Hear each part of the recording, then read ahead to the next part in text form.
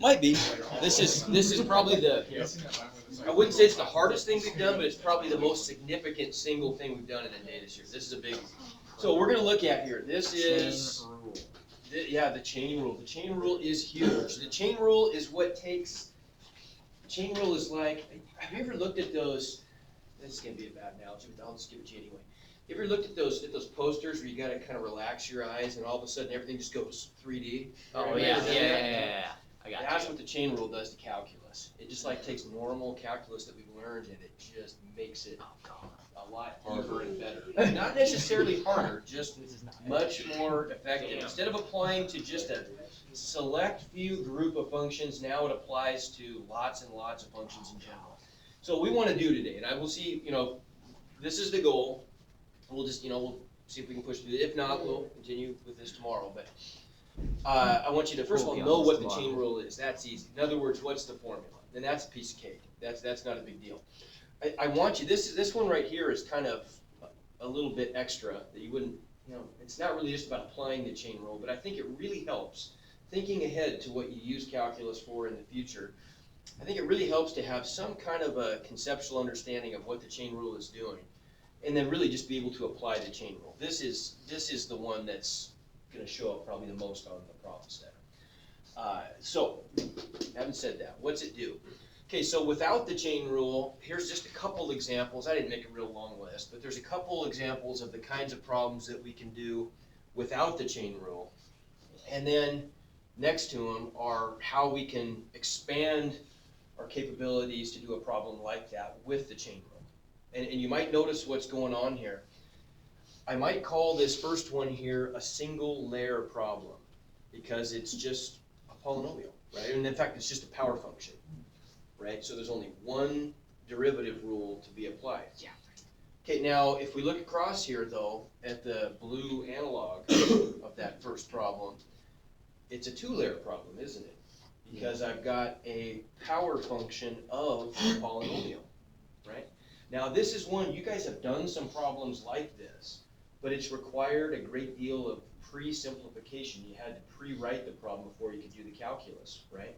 You had to go through and expand out this polynomial to a whole bunch of terms and then differentiate term by term, right? You still have that option, but sometimes that's not a good option. What if this exponent weren't a 3? What if it were something like a 3/2? Yikes, that's going to be, you don't really have that option, then just turn it into a polynomial. It's a radical, right? And so you run out of options in without the chain rule. But the chain rule allows us to deal with these kinds of problems very simply. So you can already kind of get a sense that the chain rule is about differentiating, we're taking derivatives here with the chain rule, differentiating functions with more than one layer. There's like a recipe, there's an approach, a general approach you can take to that that's honestly not hard to do. It's really not hard to do.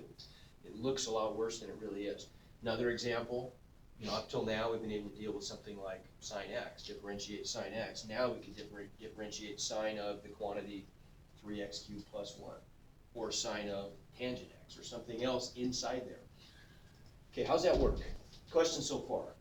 You kind of have just an idea what we're doing. We're going to expand all the stuff we can do just massively so we can take into account all these other functions. And what's the word for those, by the way? If I have a function of a function, do you remember going back to pre-calculus? It's called a composition of functions. Is that word ringing a bell? No. Yeah, it is. You're right. It's like F1G. It's like F. Oh, there's stop. Remember fog? Clear as fog? Sometimes, so in other words, if you had something like this, if you had f of g of x, right? Oh, You guys might have seen that. Oh yeah. As that? Yeah. Okay. I don't like that notation very well, actually. I think it's a lot better. It's because it really shows you what the layers are if you write it like this. Now we're going to come up with even a more abbreviated notation for calculus that you'll like. Okay, so what is this though? So if we take a function like this is a composition of really 3 functions, isn't it? Right? We've got, and we always in calculus want to work from the, well, when we're differentiating, we want to work from the outside in. Okay, we're gonna differentiate the outer layers first and kind of work our way into the core, which is the last layer. Now, with a problem like this, it's kind of a disguised third layer. We know that our notation for a power of a trig function, what does that mean if I say sine cubed of theta? Pretend that's just a theta. What is sine cubed of theta really saying? It's one of two things. You tell me which of these it is. Is sine cubed theta, is it equal to sine of theta cubed, or is it equal to sine theta cubed? The bottom one, isn't it? Yeah, it's the bottom one. It's not the top one. It's saying the whole trig function to that power, but it's just kind of our shorthand notation for trig functions. So the first thing I would strongly recommend you do is when you're doing calculus on functions like this, I'd rewrite it, at least at first, until you get used to this whole concept. I would literally rewrite that as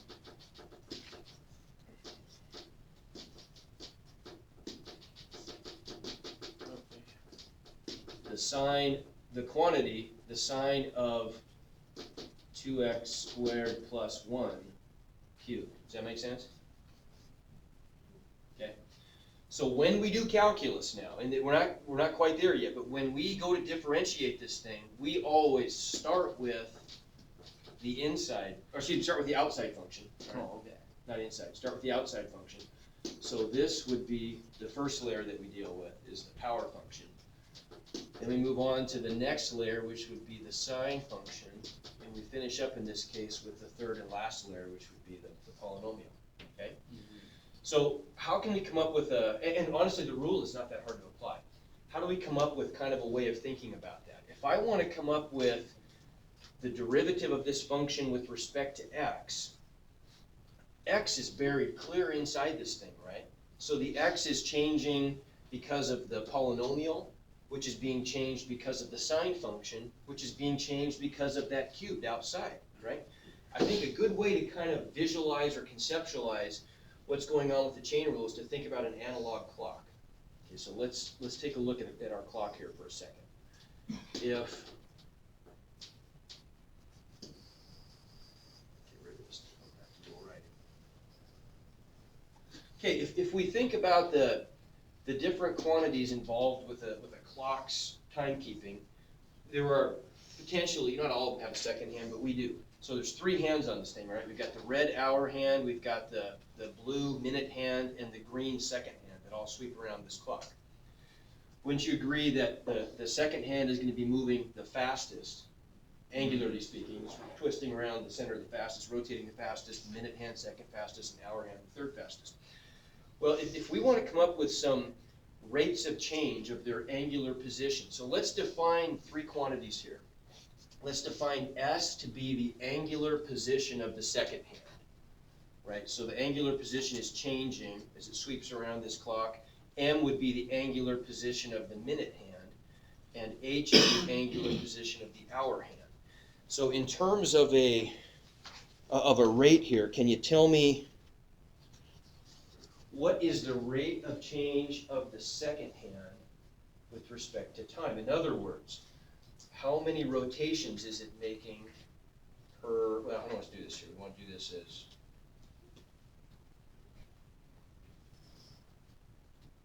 yeah, I'm going to do this. First one I'm going to do is this. I'm going to do ds dm. Okay, so we're going to compare the rates of change of the second hand to the minute hand. Okay. How many times is the second hand sweeping around the clock for every time that the minute hand sweeps around the clock? 60. Does that make sense? Mm-hmm. So that number is meaningful, isn't it? The fact that this is a 60 is telling us something important. It's literally telling us that if I compare the rate of change of the second hand compared to the minute hand is 60. It's moving 60 times as fast around the dial, right? Agree? Yep. Okay, what is the rate of change of, whoops.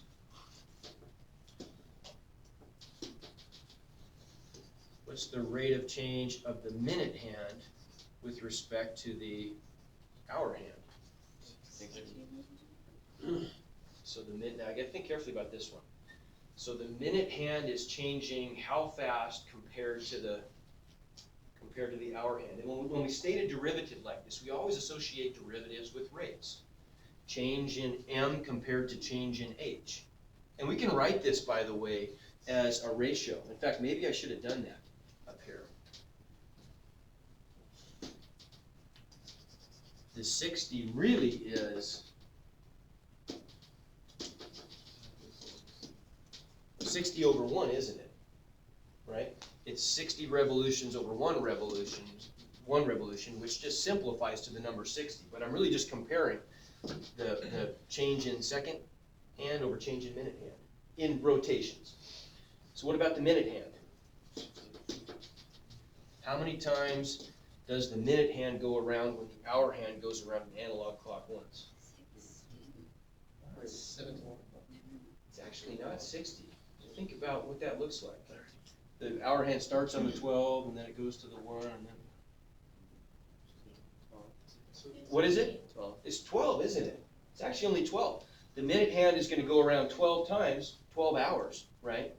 Does that make sense? Okay.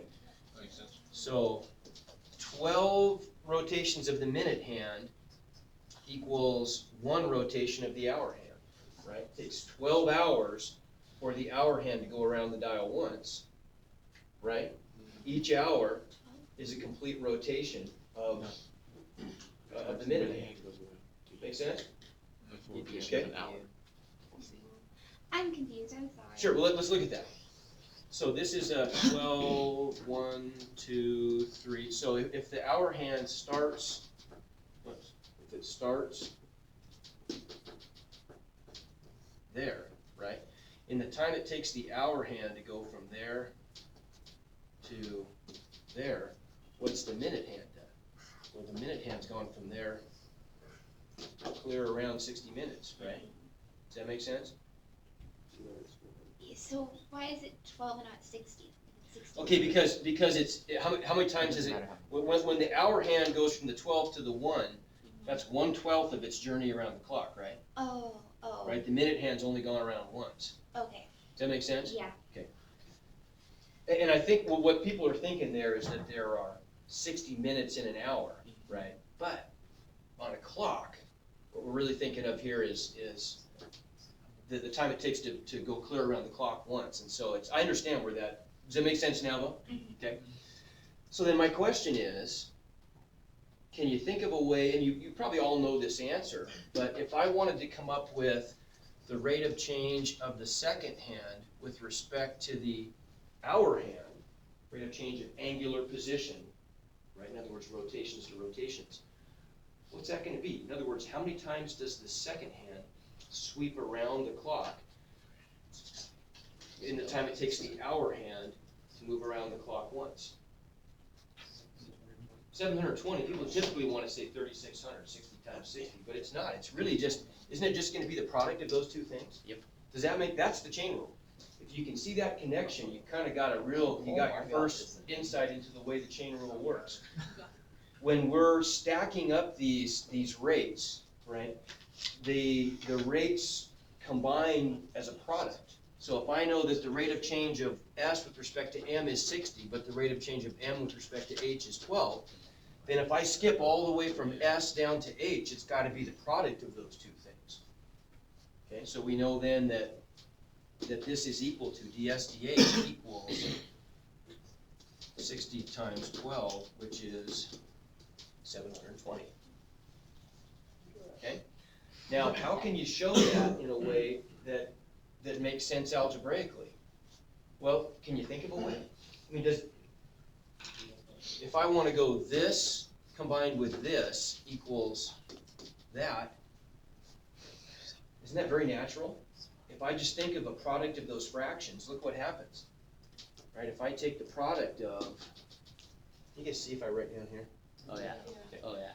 So ds dm times dm dh equals, well, algebraically, look, the dm's cancel. It's the middleman, right? It's the denominator of the first rate, numerator of the second rate. Algebraically, that's equal to ds dh.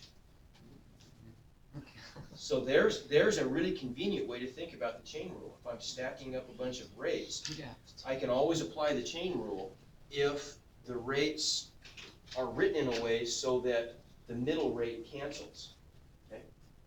Ms. Phelps has questions, she said her Roman keys. Yeah, tell her it's not set up yet. Alright, I give you a chance, yeah. alright. Yeah, I mean, she might have to do first period. Tell her she might have to do that tomorrow. I won't be able to get that one ready. I'll have second period ready. Alright. See, now, it wouldn't have worked. It wouldn't have worked if we had tried to do this. If I wanted to calculate ds dh, it wouldn't have worked if I had said something like ds dm times dh dm.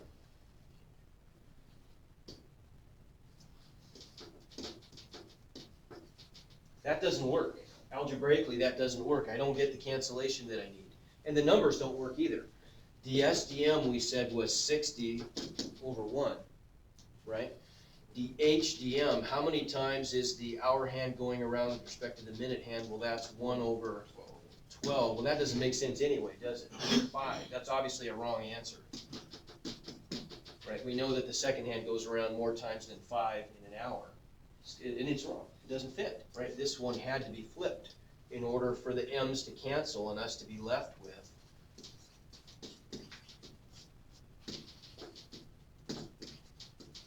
s on the top and h on the bottom, which is what we wanted, right? So that's one way of thinking about the chain rule. Now, how does that apply to calculus? Okay, so let's go back to this to start with the simple one. What if we did something like y equals the sine of x squared? Something easy like that. Okay, there's 2 layers to that, right? We could say that let's call what's inside the sine function. Let's just make a little switch on this for a second. Let's just call that instead, let's call that u, and we'll just define u as x squared. Okay, so then that looks like y equals sine u. I can differentiate that pretty easily, can't I? Right? I could take dy du, and what's that equal to? And this is just like saying, we know how to do that, right? Instead of having an x, we just have a u. Usually we would have said y equals sine x, and we would have taken dy dx, but this time we're just differentiating with respect to a different independent variable. So what's our answer? What's the derivative of sine u with respect to u? Cosine u, right? That's no big deal. But if we want to know what the derivative of y with respect to x is, we also need to know over here, what's du dx? 2x, right? Okay, so if I want to combine those two things, I could say that dy dx equals dy du times du dx, right? And that should work algebraically. The du's cancel. Okay, well, what do I get for my answer then? Yeah, this one's giving me cosine u. This one's giving me 2x. Now, we probably want to write this in terms of x's and not u's, but that's okay. We know what u is in terms of x. It's just x squared. All right, and so our answer becomes cosine x squared times 2x, which maybe I could even put out front. Right? Get the idea? So that's dy dx. Now, did we have to specifically write that down as a u? No, we didn't. We could have just done it in our head. And this whole process that we went through, watch how easy it looks. If we take this original problem and we just differentiate from the inside out, watch what happens. If y equals sine of x squared, yes ma'am. Okay, so why did we make it a U? We made it a u just because we wanted to be able to break it up into two separate rates. We wanted to be able to take the derivative of sine of something as a single derivative, right? Because we know the derivative of sine u with respect to u is just cosine u, times the derivative of u with respect to x is 2x. So it looks like our clock example then, doesn't it? Right? Then we end up with something like ds dh equals, I never actually wrote it out. Well, I guess I did right here. ds dh equals ds dm times dm dh. Right? For us, it was dy du times du dx. So when we're like actually multiplying it, we just pretend that we never put a U there. Yeah, here, right, so here's what it looked like. What if we didn't want to bother, we get the fact that it's two layers, let's not even bother with the u. Here's how we can do it. If we want to differentiate this then, y prime equals, we'll differentiate the outside first. And I'm just going to think of this as sine hand. Don't even look, pretend that we can't penetrate beyond the first layer. So we're trying to find the calculus rule that goes with the outside layer of this function. Wouldn't you agree that the x squared is buried inside the sine, right? So the outer layer is just a sine of hand, sine of something. What's the derivative of sine of something? Cosine of something. Okay, so the first layer is cosine of something. Not even really worried about what's in there. Okay, well, what is in there? Well, it's an x squared. Okay, so we get cosine of x squared times, now we peel away the first layer and just focus on the inside layer. Well, what's the derivative of x squared? 2x. Done, 2x. About that. That's the chain rule. Okay, so we just differentiate layer by layer. It's no big deal, right? In practice, Yeah, it's- it makes a lot the of sense. theory makes it, I think, kind of, if you really ponder it, what's going on with the chain rule is very cool. And there's, it's the fact that we're relating these rates like we did with the clock. That's that's amazing. We can do that so easily. But in practice, it's no big deal, right? We'll do a hard one. I can give you a really hard chain rule problem, and I'll show you right away that it's no big deal. You can handle it. Right now, you can handle it. Let's do it. Let's do it. Okay, so what if I give you one like this? What if we say I'm down. I'm all about this. y equals, I'm gonna just make the nastiest one I can find. What if we do the square root of This is the dirty sine of layers.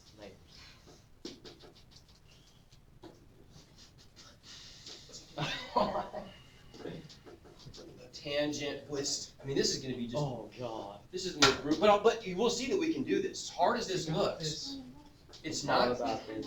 it's not by any means undoable. We'll do Yeah. tangent This should be easy. square God. this is the worst all-time ever. There's more layers. Cosine. You don't get like cosine. What's 2x cubed? Let's do it. Oh, you're pushing this a little far here. So now, first of all, just count the number of layers. That's pretty brutal. It was dirty. Yeah. How many layers do we have here? We got square root is one layer, right?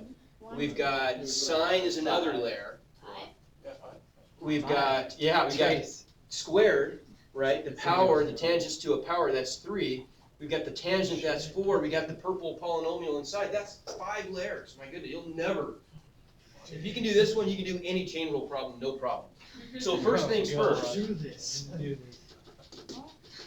First thing we want to do is we want to write the powers as exponents. Okay, so this radical, what is a square root? What power?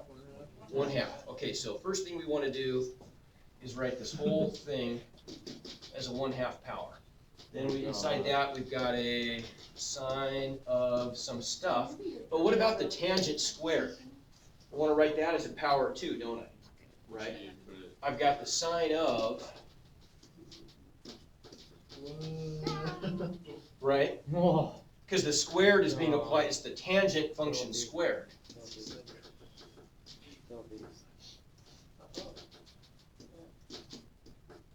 that make sense? Yeah. So outer layer is the radical, next layer is the sine, next layer is the squared, next layer is the tangent, last layer is the 2x cubed. Yep. I totally Okay, see so it. if I want to differentiate this is going to be a long one, but we can do it. Oh, yeah. So outermost layer we said is 1/2. So I've got, I guess hand is big enough, arm. Arm to the 1/2 is what? Derivative of arm to the 1/2 is, what's my power rule say to do with that? Okay, good, 1/2 arm to the negative 1/2, right? Yeah. Gonna bring the 1/2 out front and subtract 1/2 from it. I was getting tired, glad you got that figured out. So 1/2 arm to the minus 1/2. Okay, arm is huge, now I gotta rewrite the whole thing, that's terrible. Oh my gosh, this is. Maybe I picked one that's a little too big, but if we can do No, that's this, okay. we can do it. Look Yeah. at this wall. Oops, gotta get my colors right. Okay, times. Notice they're all linked together as a product. Peeled away the first layer. What's next? The next one? Sine of hand, right? Derivative of sine of hand is cosine of hand. So the next layer is gonna be cosine of hand. All that stuff in there, right? So that's, I'm just gonna write it. Oh god. Yeah, I see it too. Oh. Seems pretty easy. Okay, so we got that one. Okay. Next layer. Okay, we peeled away the sine. What's next? I gotta go down here. Times, whoops, times. So much. What's next after that? The squared. The squared. Mm-hmm. Yeah, so what's the derivative of hand squared? 2. 2 hand to the 1. Okay, so I get 2 hand to the 1.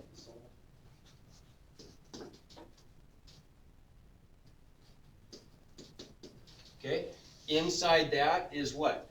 Inside the squared is tangent. Derivative of tangent of hand is what? Secant squared hand, right? So the next link is going to be times secant squared of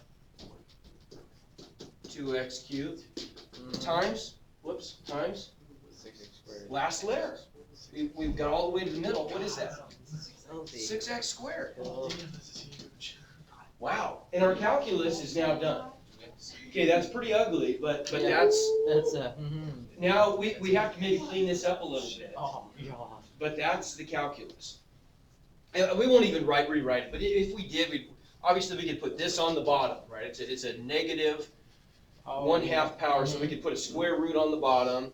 We'd end up out front with a cosine of some stuff, times a tangent of some stuff, times a secant squared of some stuff. I could pull the 2 and the 6 out front and make it a 12 over 2, I guess, is a 6, right? And then I'd end up with an x squared out front, but we won't even mess with it. I mean, we could clean it up. There's a lot, I mean, but really the calculus, that's just algebra. The calculus is done right It's there, too much. okay?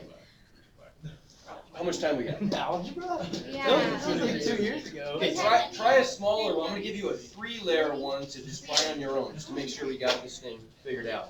So try this one. Oh god. Let's do a 2-layer first. Let's try this. Oh, Let's okay. do, Those are better. okay, let's do y equals cosine squared x. Okay, I want you to find y prime. Oh god. So that's one, first gotta rewrite it, correct?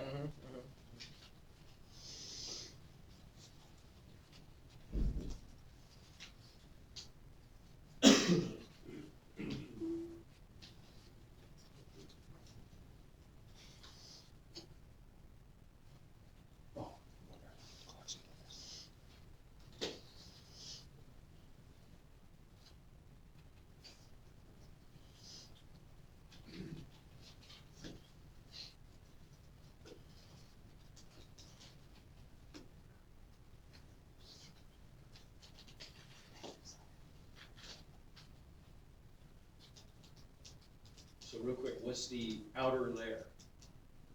Squared. Squared, good. Okay, so we haven't already done so. We want to get this written as squared being the outside layer, and inside,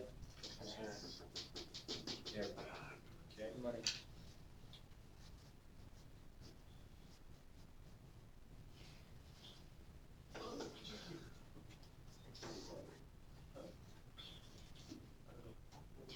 You.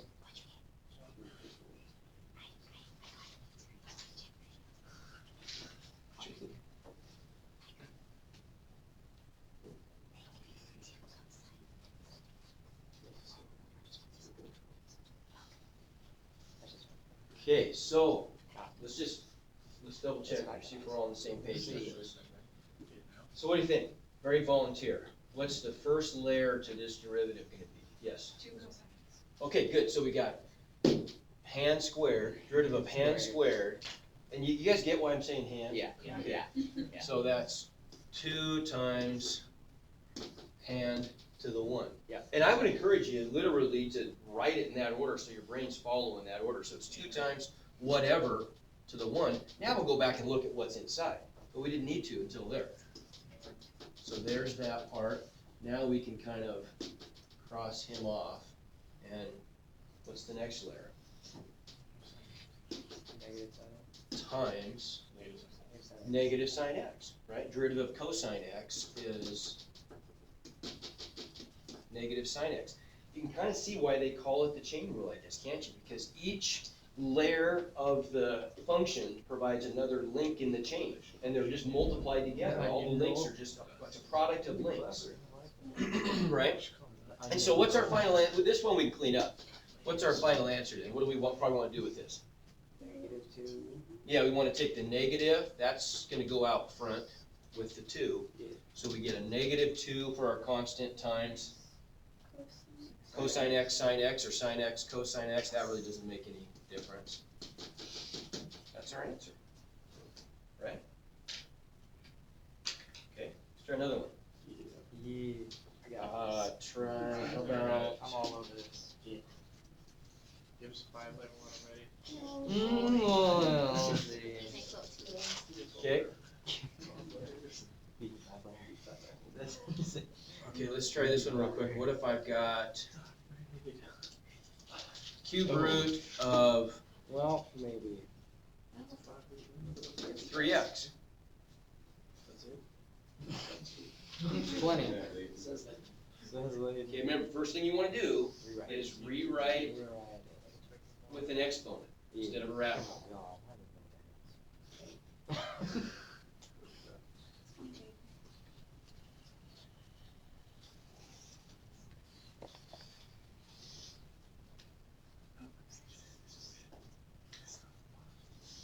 And I actually haven't even given you guys the formula for the chain rule yet. I mean, we'll add that tomorrow, but for all intents and purposes, you don't even need it. If you differentiate like an onion, outer layer to the inner layer, you don't even need the formula.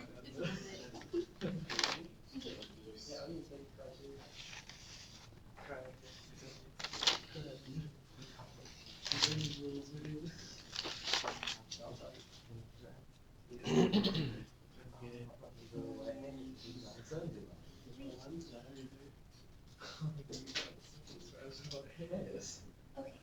Did you get it?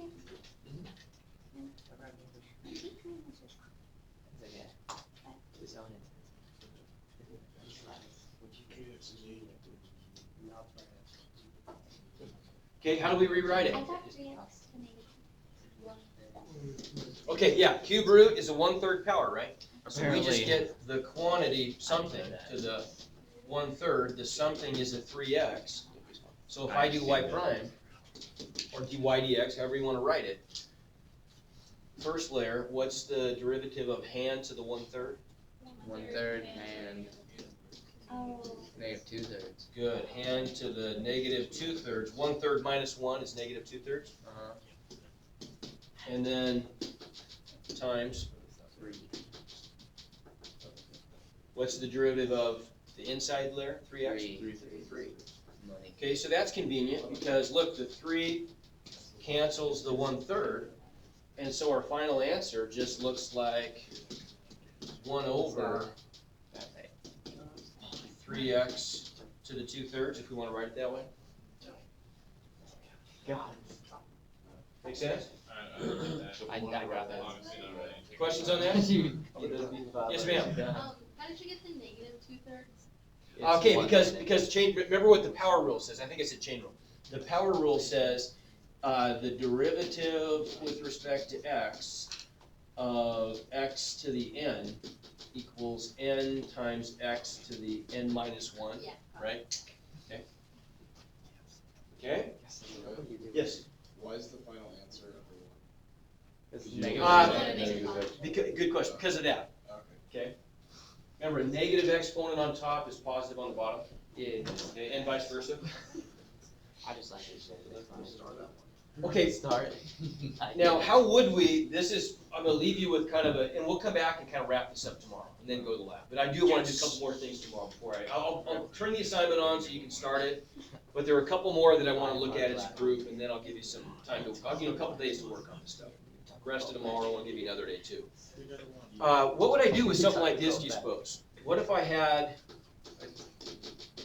g of t equals -4 over 2 t cubed minus 1 cubed?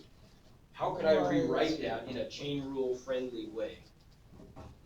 Not liking it. I'll move that. And this is good review. What do we always do if we have a constant on top and a function on the bottom? What would we have done in the past? In other words, in the past, if I had given you something like this, y equals 4 over x cubed, and asked you to differentiate, what would you have done with that? Move that to the top. Yeah, you would have just made this, right? You would have just made this 4x to the minus 3. Yeah. It becomes easy, right? Yeah. Now, we hadn't had the ability to do this in the past because we've got this whole function to a power on the bottom. But with the chain rule, we do, right? Now with the chain rule, I could just write that as -4 times the quantity 2t cubed minus 1 to the -3. Now it's just a simple chain rule problem. Yeah. I've got hand to the -3, and then I've got inside that the derivative of a polynomial, Yeah. right? Make sense? Yeah. Okay, we won't do that one. We'll get Oh, back to okay. it. I think we're gonna run out of time. Yeah. But what would you do with this? What if I had something like, Oh, this is filthy. what if you had something like that? Would you see here, would you agree, this is gonna be kinda ugly? Yeah. I'm gonna end up on the outside of this is all I want you to see, the last thing. On the outer layer, this is a quotient, isn't it? Yeah. So I have to apply the quotient rule first. The whole top we would call u, the whole bottom is v. But when I take the derivative of the top, it's 2 layers. So I need the chain rule to do my u prime there. See what I'm saying? It's the chain rule like it normally was, Filthy. except when we do the v u prime, that part's gonna become a chain rule. I see it. Okay? Yeah. We'll keep going with 12. Oh my god. So much math. Well, this is math. Yeah. That's good observation.